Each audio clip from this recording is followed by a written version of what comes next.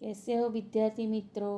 आज हम पाठ 5 सवाल बालमन के जवाब डॉक्टर कलाम साहब के बारे में देखेंगे।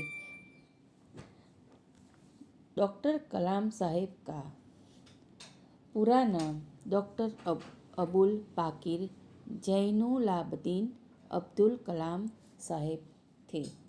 वो भारत के भूतपूर्व राष्ट्रपति थे और एक वैज्ञानिक भी है।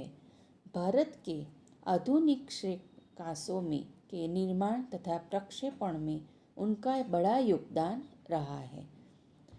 डॉक्टर कलाम बहुत ही सरल स्वभाव के व्यक्ति हैं। उन्हें बच्चों से बहुत लगाव है।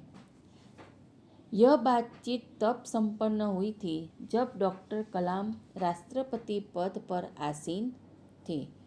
इस पाठ में बच्चों ने उनसे विविध विषयों पर प्रश्न पूछे हैं और डॉक्टर कलाम साहब ने उनके उत्तर दिए हैं। पहला उत्तर है, उन्होंने क्या आप अपने बचपन की कोई यादगार घटना हमें सुना सकते हैं? तो उन्होंने कहा कि मैं 5वीं कक्षा में थे। उन्हें एक शिक्षक श्री शिव सुब्रमण्यम अय्यर विद्यार्थियों को रामेश्वरम के समुद्र तट पर ले गए। वहाँ उन्होंने पक्षियों के उड़ने की क्रिया बताई। बालक कलाम इससे बहुत प्रभावित हुए। ये पहला सवाल का उत्तर दिया था। दूसरा सवाल था, बचपन में हमें किस भाषा को प्रमुखता देनी चाहिए? तब डॉक्टर कलाम साहब ने कहा कि मैं मानता हूँ कि शिक्षा का माध्यम मातृभाषा ही होनी चाहिए, क्योंकि विद्यार्थी जिस भाषा में सोचता है उसी में वह अपनी बात अच्छी तरह से प्रकट कर सकता है। हाँ, वैश्विक स्तर पर संपर्क बनाने के लिए अंग्रेजी जैसी विदेशी भाषा का ज्ञान भी जरूरी है। तीसरा सवाल है, यदि हम आपकी तरह बढ़ना चाहें तो हमें क्या करना चाहिए? तब उन्होंने जवाब दिया, पहले यह सोचो कि तुम्हें क्या बनना है। लक्ष्य निश्चित हो जाने पर उसी दिशा में कठिन परिश्रम करने और आने वाली कठिनाइयों बाधाओं को जीतने से ही जीवन में सफलता मिलती है।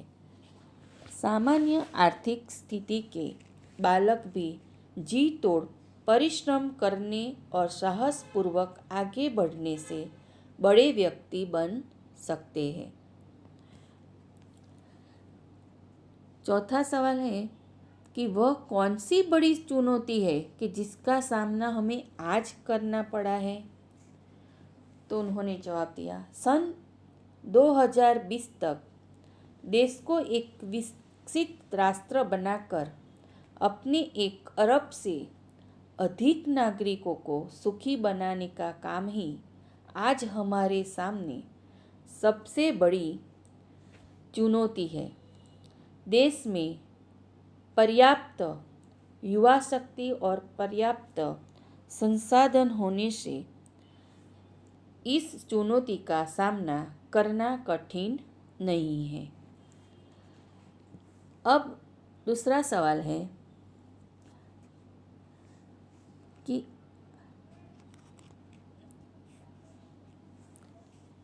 कि बढ़ती जनसंख्या पर काबू और बेरोजगारी का निवारण क्या है? तो डॉक्टर कलाम साहब के अनुसार स्त्री शिक्षा का विस्तार, छोटा परिवार, सुखी परिवार की मान्यता और ग्रामीण क्षेत्रों में उद्योग धंधों की स्थापना से जनसंख्या पर काबू पाया जा सकेगा और बेरोजगारी भी दूर हो सकेगी।